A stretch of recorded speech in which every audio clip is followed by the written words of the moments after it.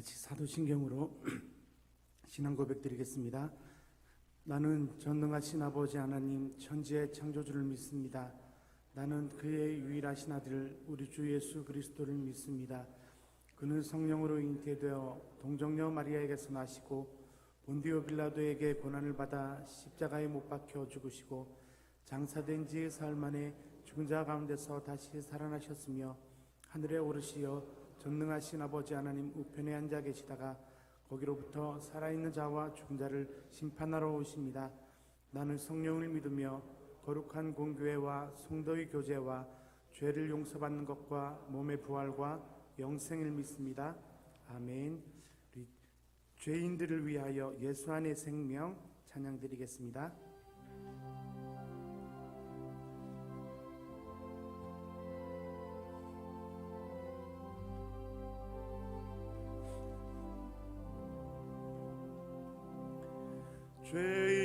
죄인들을 위하여 주님 찾아오셨네. 주 안에 생명이 있네. 죄인들을 위하여 주님 찾아왔으나 사람들 영접 안 했네. 예수 안에 생명 있네. 주님이 빛이 되시네. 예수 안에 생명 주님이 빛이 되시네. 주님 영접하는 자 하나님의 자녀요. 주님 영접하는 자 하나님의 자녀요. 주 안에 생명이 있네. 주님 앞에 오시오. 어서 빨리 오시오.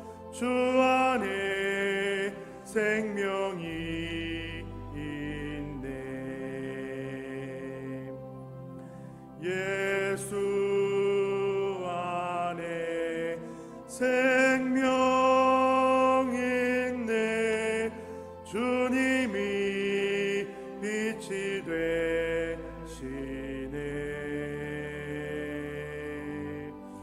예수 안에 생명 있네. 주님이 빛이 되. 예수 안에 생명 있네. 예수 안에 생명 있네. 주님이 빛이 되시네. 예수 안에 생명 있네. 주님이 빛이 되시네. 아멘. 예수님 안에 생명이 있음을 믿습니다. 하나님의 말씀 마가복음 12장 1절에서 12절 말씀입니다. 마가복음 12장 1절에서 12절 말씀을 교독하겠습니다. 예수께서 비유로 그들에게 말씀하시되 한 사람이 포도원을 만들어 산 울타리로 두르고 즙자는 틀을 만들고 망대를 지어서 농부들에게 새로 주고 타국에 갔더니 한 종을 보내니 그들이 종을 잡아 심히 때리고 거저 보내었거늘 다시 다른 종을 보내니 그의 머리에 상처를 내고 능욕하였거늘 또 다른 종을 보내니 그들이 그를 죽이고 또 그 외 많은 종들도 더러는 때리고 더러는 죽인지라. 이제 한 사람이 남았으니 곧 그가 사랑하는 아들이라. 최후로 이를 보내며 이르되 내 아들은 존대하리라 하였더니 그 농부들이 서로 말하되 이는 상속자니 자 죽이자 그러면 그 유산이 우리의 것이 되리라 하고 이에 잡아 죽여 포도원 밖에 내던졌느니라. 포도원 주인이 어떻게 하겠느냐? 와서 그 농부들을 진멸하고 포도원을 다른 사람들에게 주리라. 너희가 성경에 건축자들이 버린 돌이 모퉁이의 머릿돌이 되었나니 이것은 주로 말미암아 된 것이요 우리 눈에 놀랍도다 함을 읽어보지 못하였느냐 하시니라. 그들이 예수의 이 비유가 자기들을 가리켜 말씀하신 줄 알고 잡고자 하되 무리를 두려워하여 예수를 두고 가니라. 아멘. 오늘 말씀은 예수님의 포도원 농부의 비유, 포도원 주인의 비유를 말씀해주고 있습니다. 포도원 비유를 통해서 예수님이 무엇을 말씀하고자 하셨을까? 바로 잠시 후에 일어날 일들을 예견하고 있음을 보게 됩니다. 예수님은 이 포도원 비유를 통해서 바로 자신이 죽임을 당할 것임을 예견하셨고 또 사람들에게 말씀하셨지만은 사람들이 그 사실을 잘 깨닫지 못했던 것이지요. 그렇지만 이 비유가 예수님의 죽임을 당하리라는 그런 내용의 말씀도 되지만은 유대 종교 지도자들을 향한 어떤 잘못에 대한 지적의 내용이기도 합니다. 그것이 바로 12절 말씀해 보게 되면 그들이 예수의 이 비유가 자기들을 가리켜 말씀하신 줄 알고 말씀인 줄을 알고 유대 종교 지도자들은 이 포도원의 비유가 자기들을 향한 내용인 것을 알았다는 말입니다.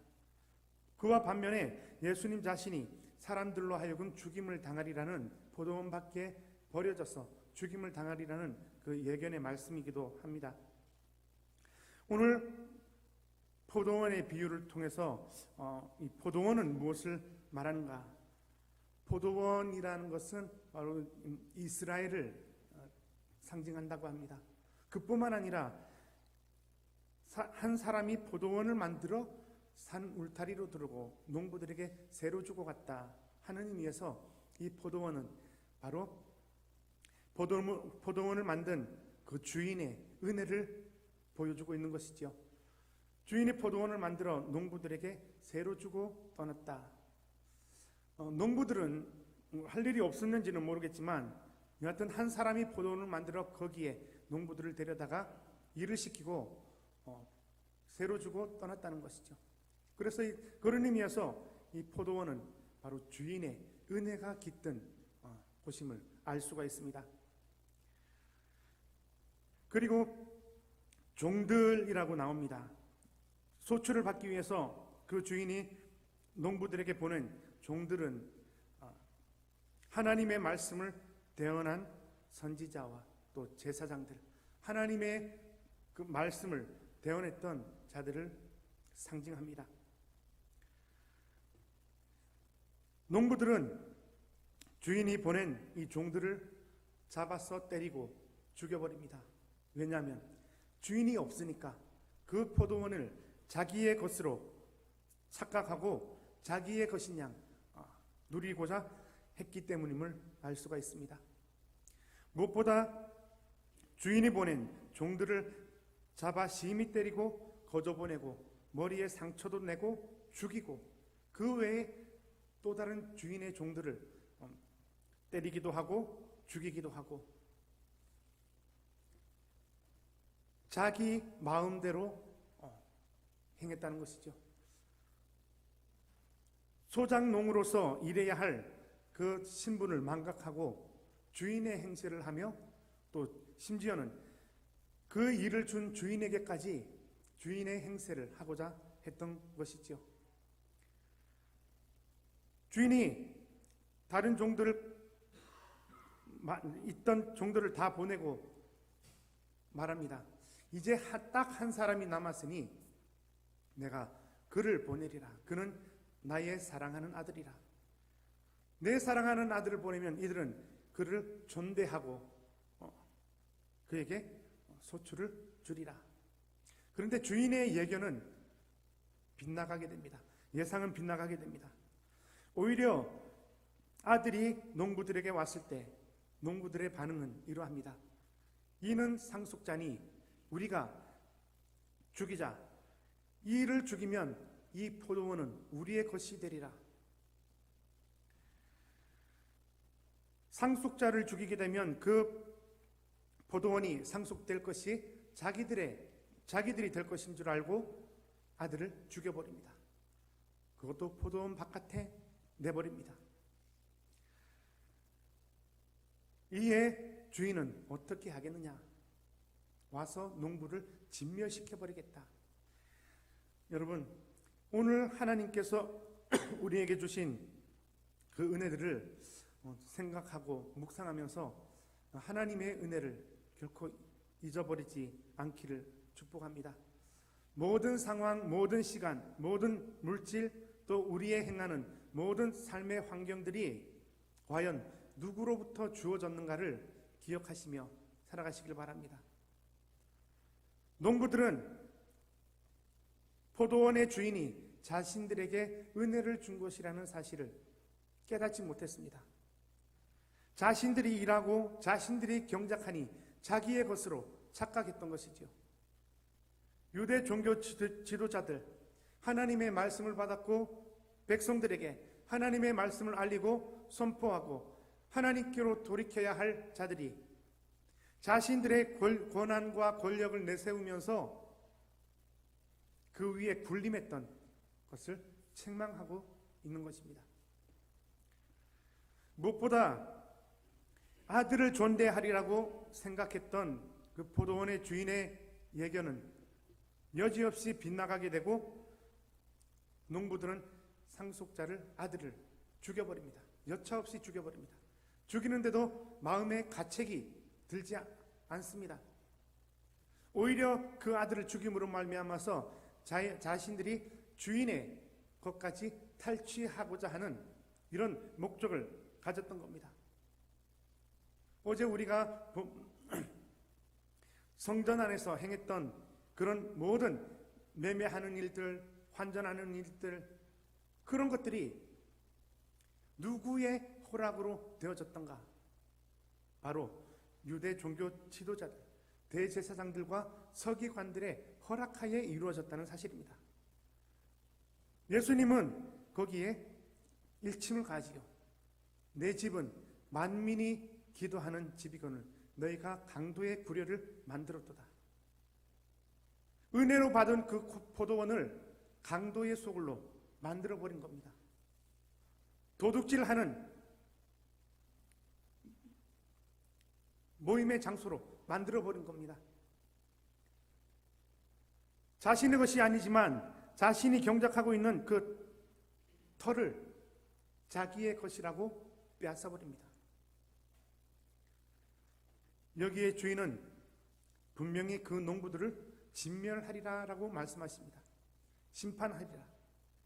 그러면서 예수님은 이런 시편 118편 22절에서 23절의 말씀으로 말씀합니다.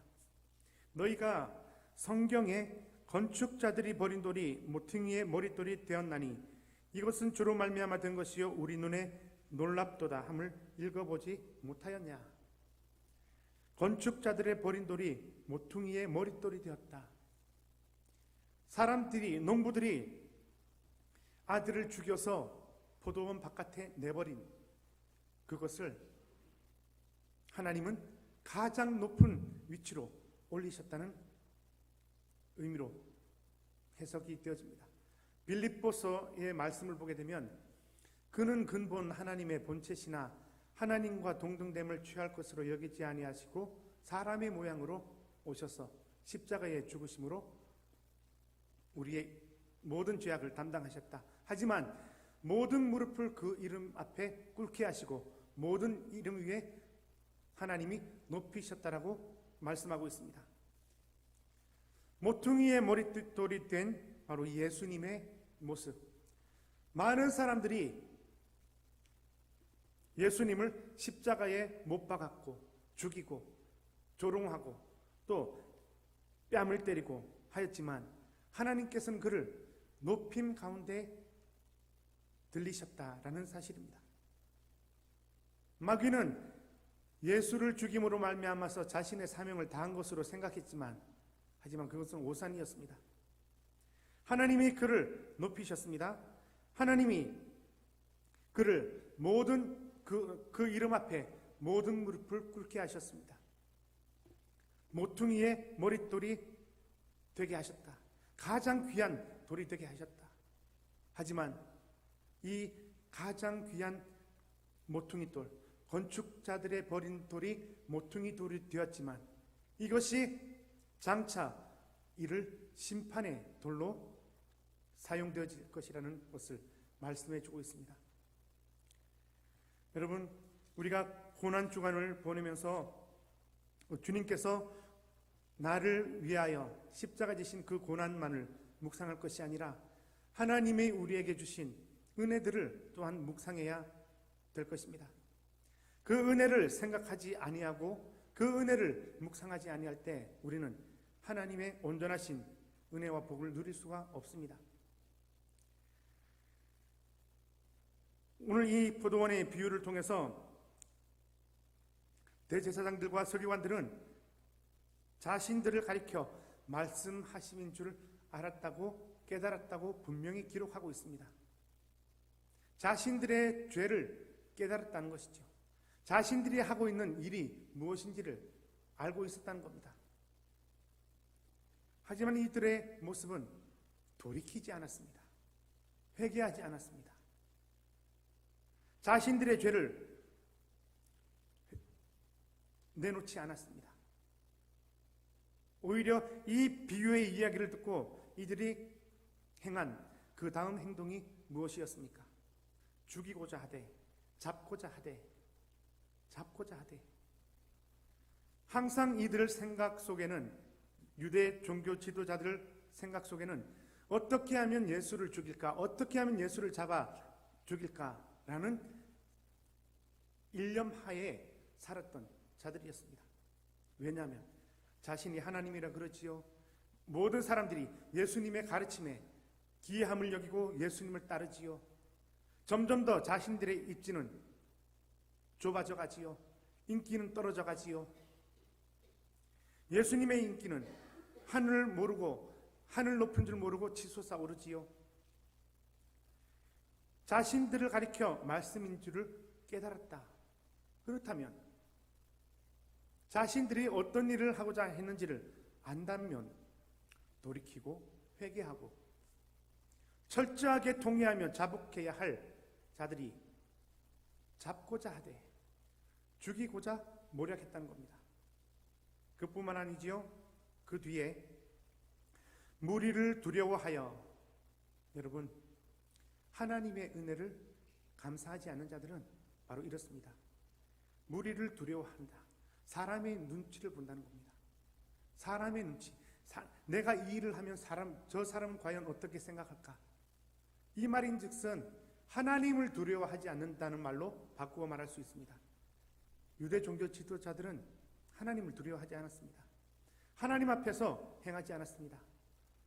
많은 사람들 앞에서 하나님을 경외하고 11조를 드리고 금식 기도도 한다고 내세웠지만 정작 본인들 자신들은 하나님을 두려워하지 않았고 하나님을 경외하지 않았습니다. 그래서 예수님의 지적이 그들의 마음에 들지 않았던 겁니다. 회칠한 무덤이고 독사의 입이고 독사의 자식들이고. 여러분, 오늘 이 말씀을 통해서 우리 자신들이 비록 고난의 주간을 살아가지만 하나님이 오늘 나에게 주신 은혜가 무엇인지를 생각하고 주님의 고난에 동참하시는 또 시간들을 보내셨으면 합니다. 오늘 포도원 비유를 통해서 우리는 과연 무엇을 바라보고 사는가? 무엇을, 누구를 위하여 살아가는가? 우리는 결단해야 합니다. 그리고 사람의 눈치를 볼 필요 없고 자신들의 죄악이 지적을 받았다면, 자신의 죄악이 하나님 앞에서 발견이 되어졌다면 철저하게 회개하고 통회하고 자복하는 이 모습을 또 하나님께 보여드리시는 우리 모든 성도들이 되시기를 주의 이름으로 축복합니다. 기도드리겠습니다. 오늘 말씀을 통하여 한번 기도하겠는데요. 하나님께서 내게 주신 은혜들을 생각해 봅니다. 그 은혜를 생각하며 하나님이 행하신 이 모든 일들을 또 묵상해 봅니다. 하나님, 나에게 은혜 주신 바대로 살게 하옵소서. 다 같이 한번 기도하겠습니다. 할렐루야. 살아계신 하나님 아버지, 은혜와 사랑을 감사합니다. 오늘도 주께서 우리에게 이 포도원의 비유를 통하여 하나님께서 우리에게 얼마나 많은 은혜를 주셨고 큰 은혜를 주셨는가 묵상해 봅니다. 하지만 아버지여, 우리가 그 은혜를 감사치 못하고 하나님 아버지, 그것이 나의 노력으로, 나의 힘으로, 나의 경험으로 잘 된 것이냐 생각하며 하나님께 감사치 못하였습니다. 하나님 아버지, 이러한 일이 있었거든 주님 용서하여 주옵소서. 하나님 아버지, 이 시간 또 우리의 모든 죄악들을 또 회개합니다.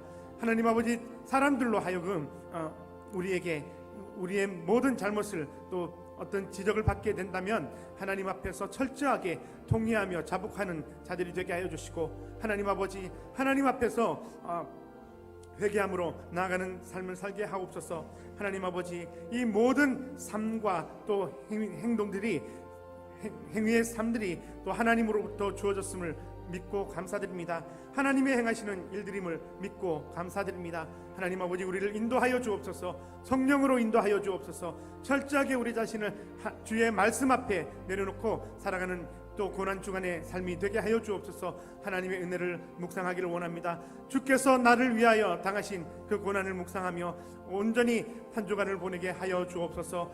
모든 영광 하나님께 올려드리며 예수 그리스도 이름으로 기도하옵나이다. 아멘. 죄인인 나를 위하여 이 땅에 오신 주 예수 그리스도 이름으로 또 우리에게 은혜 주심을 감사드립니다. 하나님 아버지, 하나님께서 우리에게 큰 은혜를 주셨고 많은 은혜를 주셨지만 우리가 그 은혜에 감사하지 못하고 우리 마음대로 행하며 살았던 것을 회개하며 용서를 구합니다. 하나님, 용서하여 주옵소서. 고난주간을 보내는 동안 하나님이 나에게 주신 은혜들을 묵상하며 살기를 원합니다. 그 은혜에 감사함으로 또 주께서 나를 위하여 당하신 그 고난을 묵상하며 살게 하옵소서. 그래야 해서 많은 자들에게 이 고난이 우리에게 참된 자유와 해방을 주셨다는 사실을 증거하는 한 주간이 되게 하여 주옵소서.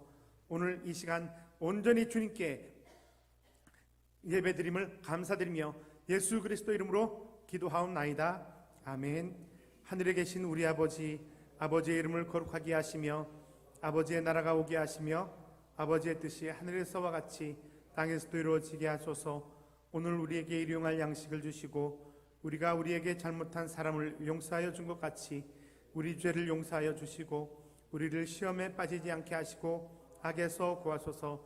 나라와 권능과 영광이 영원히 아버지의 것입니다. 아멘.